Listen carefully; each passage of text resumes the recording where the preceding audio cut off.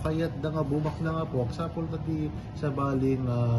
trabaho kang nga ti barangay apo at takawem ti kwartat gobyerno apo na po just ti mangdusdusan to ken ka ken dito nang ibutos da ken ka po awan to talekdan to ken ka iso andan to nga ibutos dito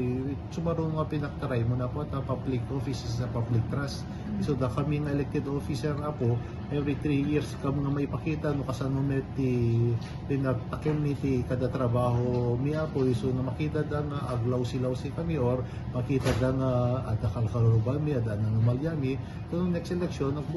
mangbutos kayo apo ti kasaysayaan ti advice ko kadi ito nga umuili apo ta maudit babawi panunutin tayo di pa sa future di ito anak tayo apo at isudan to net lang ti mang raraep di ito madi nga pinagpilpili kaya